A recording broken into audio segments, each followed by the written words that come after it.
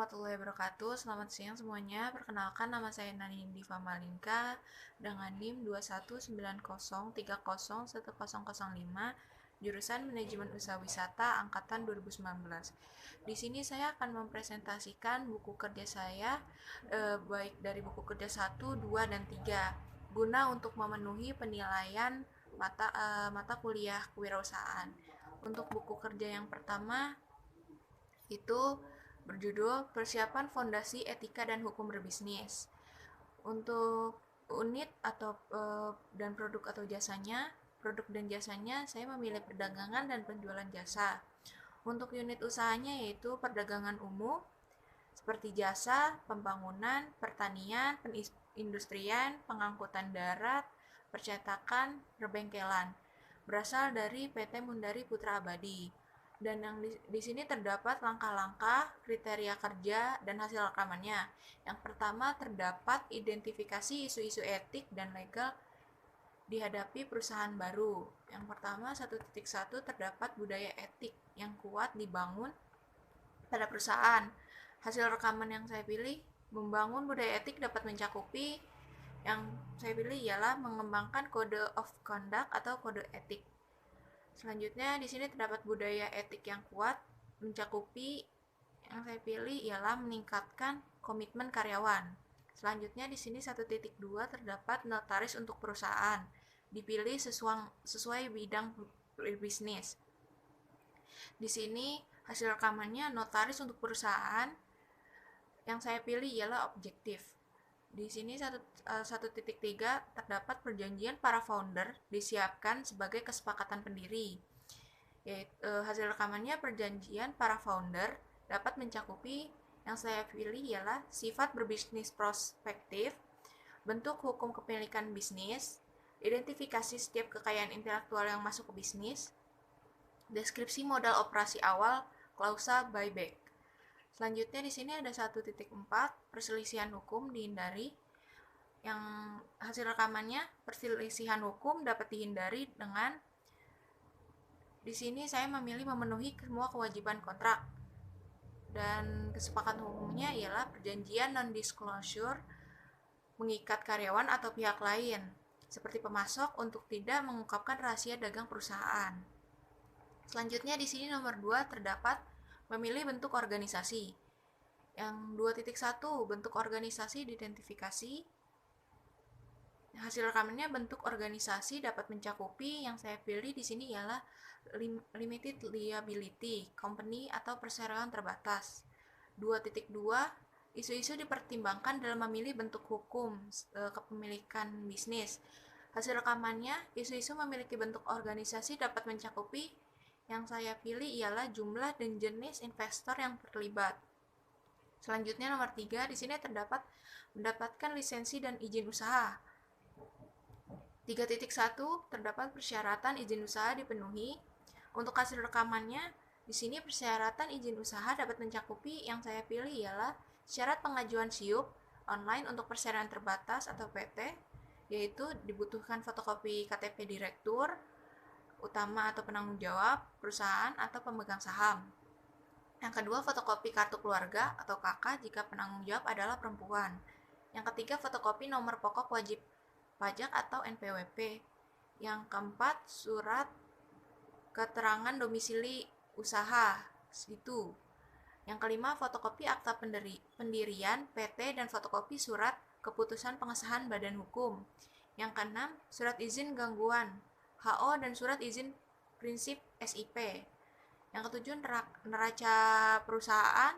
Yang kedelapan, pas foto direktur utama atau penanggung jawab atau pemilik perusahaan berukuran 4x6 2 lembar. Selanjutnya materai 6.000, dan yang terakhir surat izin teknis dari instansi terkait jika diminta.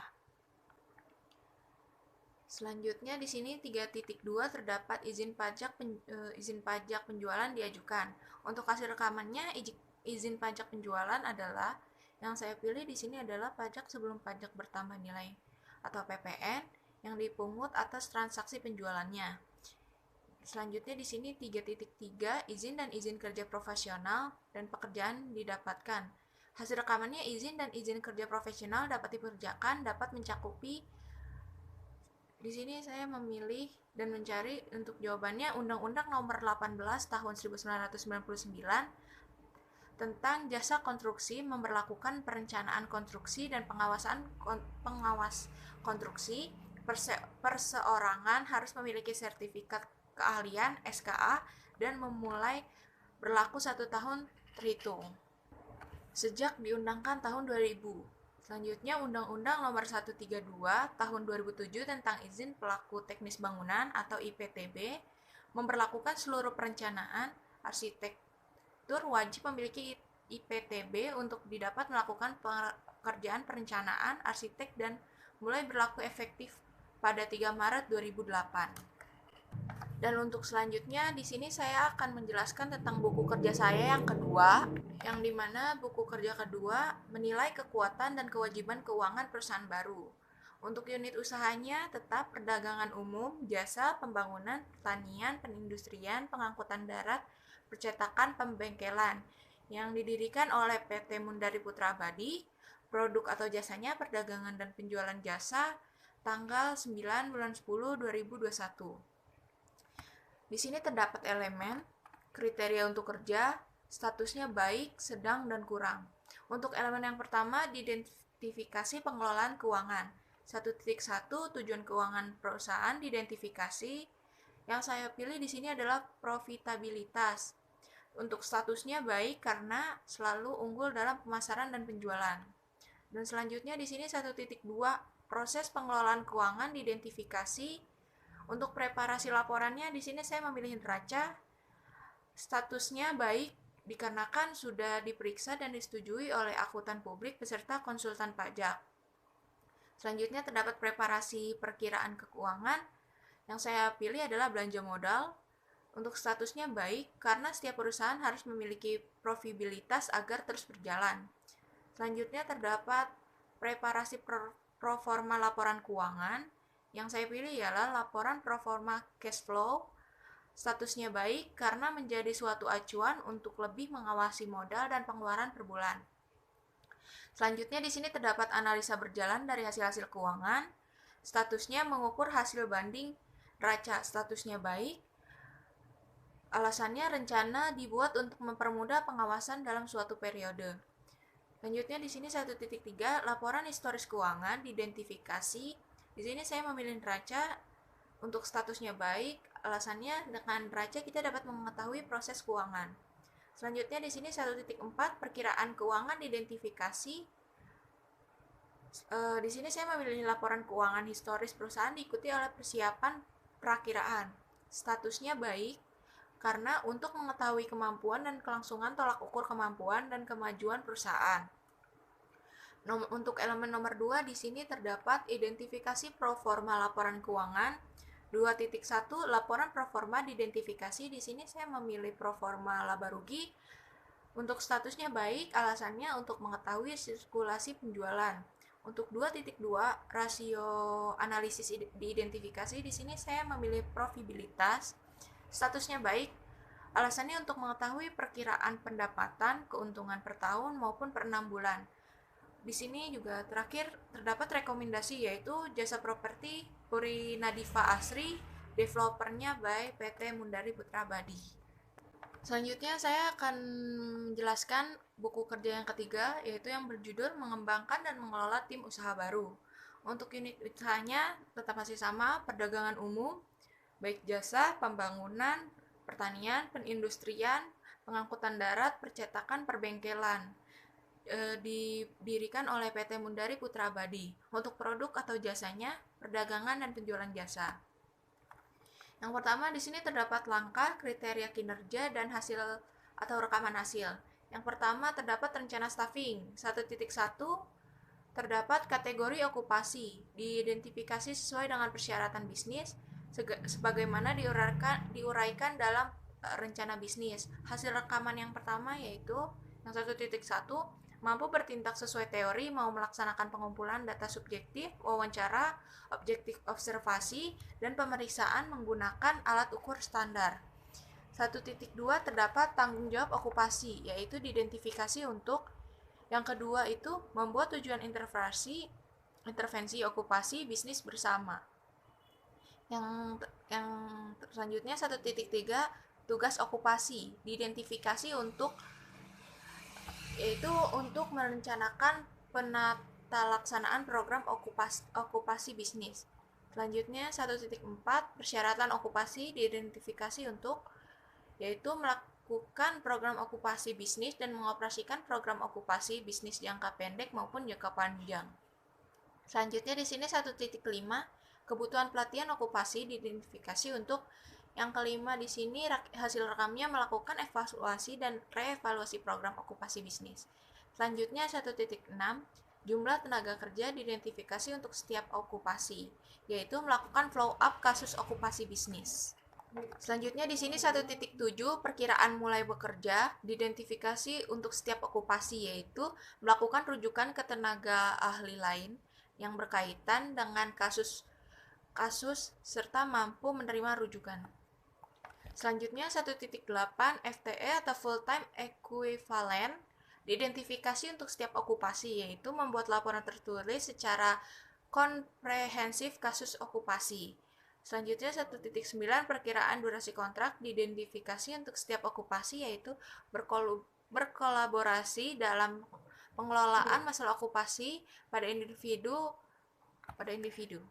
Selanjutnya di sini nomor 2 terdapat rekrutmen, pelatihan dan mempertahankan tim, yaitu 2.1 rencana seleksi dibuat berdasarkan kriteria seleksi, kebutuhan bisnis dan persyaratan hukum, yaitu rekaman hasilnya. Di sini saya memilih mengiklankan lowongan untuk kebutuhan staf. Selanjutnya 2.2 proses seleksi dilakukan sesuai dengan kebijakan dan prosedur bisnis. Rekaman hasil yang saya pilih adalah proses wawancara dan menilai kandidat berdasarkan kriteria seleksi yang disepakati. Untuk 2.3 internalisasi atau induksi anggota tim dilakukan untuk menyadari tanggung jawab dan persyaratan kinerja, wajib segera mungkin dan mengambil kesempatan untuk melatih anggota tim yang tidak terbiasa dengan prosedur bisnis. Untuk rekaman hasil yang saya pilih di sini internalisasi atau induksi yang anggota tim mencakupinya yang saya pilih ialah menyediakan kandidat yang berhasil dengan kontrak kerja dan dokumentasi lainnya. Dan di sini nomor 3 terdapat memenuhi kewajiban hubungan industrial. 3.1 hak kewajiban di tempat kerja dan pemberi kerja dan karyawan diidentifikasi sesuai dengan persyaratan hukum dan kode praktik. Rekaman hasilnya itu hak dan kewajiban di tempat kerja dari pemberi kerja dan karyawan mencakupi untuk hak saya memilih hak memperoleh upah, hak penetapan tenaga kerja, hak mendapatkan kesehatan dan keselamatan kerja, hak mendapatkan kesejahteraan, hak untuk cuti dan hak khusus untuk karyawan perempuan. Untuk kewajibannya di sini kewajiban loyalitas. Selanjutnya 3.2 prinsip hubungan industrial, perkembangan positif dan konstruktif. Untuk rekaman hasilnya prinsip hubungan industrial mencakupi yang di sini saya memilih kepentingan bersama pengusaha, pekerja buruh, masyarakat dan pemerintah. Selanjutnya kemitraan yang saling menguntungkan, pekerja, buruh dan pengusaha sebagai mitra yang saling tergantung dan membutuhkan. Selanjutnya peningkatan produktivitas dan selanjutnya peningkatan kesejahteraan bersama. Yang keempat di sini terdapat mengelola staf. Yang 4.1 terdapat alasan pengembangan staf diidentifikasi. Untuk rekaman hasilnya, alasan pengembangan staf yang saya pilih ialah efisiensi, konsistensi. Untuk 4.2 strategi dan program pengembangan staf dikembangkan. Hasil rekamannya itu strategi pengembangan staf yang saya pilih ialah memberikan penghargaan atau reward kepada karyawan, mengadakan program pelatihan karyawan. Untuk program pengembangan stafnya, saya memilih pelatihan. 4.3 program pelatihan dilakukan. Untuk rekaman hasilnya program pelatihan, saya memilih orientasi pekerjaan. Untuk 4.4 evaluasi dilakukan terhadap strategi dan program pengembangan staf dievaluasi. Untuk rekaman hasilnya, evaluasinya di sini saya memilih identifikasi dan dilibatkan pemangku kepentingan utama dan dijelaskan kegiatan dan tujuan pengembangan staf. Untuk nomor 5 di sini 5.1 hasil kinerjanya diidentifikasi kesesuaiannya dengan kinerja bisnis. Untuk rekaman hasilnya di sini hasil kinerjanya saya memilih pencapaian tujuan dan sasaran yang telah direncanakan sebelumnya. dan kualitas barang dan jasa. 5.2 kompetensi diidentifikasi untuk meningkatkan kerjasama tim. Rekaman hasilnya kompetensi, di sini saya memilih keterampilan. Selanjutnya 5.3 tingkatan pergantian staf diidentifikasi. Tingkat pergantian staf contohnya seperti misalkan ada di perusahaan saya memiliki 30 karyawan, yaitu cara menghitungnya 9 dikali 30 lalu dibagi 100, totalnya akan menjadi 30, yaitu tinggi lebih dari 15%. Untuk selanjutnya 5.4 kekompakan tim diidentifikasi dalam meningkatkan kinerja proyek secara keseluruhan. Untuk hasil rekamannya di sini saya memilih kekompakan tim, yaitu saya memilih kerjasama. Untuk selanjutnya rencana staffing, yaitu proyeknya perumahan dan berlokasi di Desa Binungan, Kecamatan Pataruma, Kota Banjar, Jawa Barat. Selanjutnya di sini terdapat total tenaga kerja yang diantisipasi. Untuk yang itu terdapat kategori okupasi, tanggung jawab, tugas, persyaratan, kebutuhan pelatihan, jumlah tenaga kerja, perkiraan mulai pekerja, FTA atau full time equivalent. Selanjutnya perkiraan durasi atau kontrak. Yang pertama terdapat manajer proyek, yaitu mengatur jalannya proyek. Tugasnya memonitor dan menjaga kualitas proyek dari awal hingga selesai. Persyaratannya sarjana teknik, pengalaman minimal 5 tahun. Kebutuhan pelatihannya rencana kerja dan syarat. Jumlah tenaga orang, yaitu 1 orang. Perkiraan mulai kerja sejak SPK diterima dan jadwal pelaksanaannya. FTA-nya full time equivalent-nya kapan saja diperlukan. Perkiraan durasi kontrak sejak SPIK-nya disetujui. Selanjutnya di sini ada terdapat manajer lapangan, tanggung jawabnya mengawasi jalannya proyek di lokasi, tugasnya mengawasi pelaksanaan pembangunan, kualitas bahan dan pekerjaan lapangan, persyaratannya sarjana teknik, pengalaman minimal 5 tahun, kebutuhan pelatihannya pengenalan, wawasan, dan pekerja, jumlah tenaganya 1 orang, perkiraan mulai kerjanya sesuai jadwal pelaksanaan, FTA-nya full time equivalent sesuai jadwal pekerjaan, perkiraan durasi kontrak sejak SPIK ditandatangani. Selanjutnya di sini ada supervisi, tanggung jawabnya mengawasi kualitas bahan dan pekerja, tugasnya mengawasi jalannya pelaksanaan sesuai petunjuk dan arahan site manager, persyaratannya sarjana muda, teknik, pengalaman minimal 3 tahun. Kebutuhan pelatihan, pengenalan, wawasan, dan pekerja. Kebutuhan pelatihan, tenaga kerja yang dibutuhkan 2 orang, perkiraan mulai kerja sesuai jadwal pelaksanaan, FTA-nya full time equivalent-nya sesuai kebutuhan lapangan, perkiraan durasi kontrak kerjanya sesuai jadwal pelaksanaan. Selanjutnya logistik, tanggung jawabnya menyiapkan stok bahan, tugasnya mensuplai bahan guna memperajar pelaksanaan, persyaratannya sarjana muda, teknik, pengalaman 3 tahun. Kebutuhan pelatihannya pengenalan wawasan bahan, dibutuhkannya 2 orang, perkiraan mulai bekerjanya sesuai jadwal pelaksanaan, FTA full time equivalent sesuai kebutuhan di lapangan, perkiraan durasi kontrak jadwal sesuai jadwal pelaksanaan. Selanjutnya kepala pekerja, tanggung jawabnya menyiapkan tenaga pekerja, tugasnya membagi tugas dan mengawasi pekerja, persyaratan tamat sekolah menengah kejuruan pembangunan minimal 3 tahun, kebutuhan pelatihan yaitu pengenalan wawasan SOP kerja di lapangan, dibutuhkannya 1 orang, perkiraan mulai bekerjanya sesuai jadwal perusahaan, FTA full time equivalent-nya sesuai kebutuhan lapangan, perkiraan durasi kontrak sesuai jadwal pelaksanaan. Yang terakhir pekerja, tanggung jawabnya adalah menjalankan perintah dari kepala pekerja. Tugasnya menjalankan perintah dari kepala pekerja. Persyaratan pengalaman di proyek minimal 3 tahun. Kebutuhan pelatihannya pengenalan bahan dan alat bantu kerja. Jumlah tenaga kerja sesuai kebutuhan di lapangan. Perkiraan mulai bekerja sesuai jadwal pelaksanaan. FTA full time equivalent-nya sesuai kebutuhan di lapangan. Perkiraan durasi kontraknya sesuai jadwal pelaksanaan. Sekian presentasi dari saya, presentasi buku kerja 1, 2, 3 dari saya. Mohon maaf apabila ada kesalahan dan kekurangan. Sekian dan terima kasih.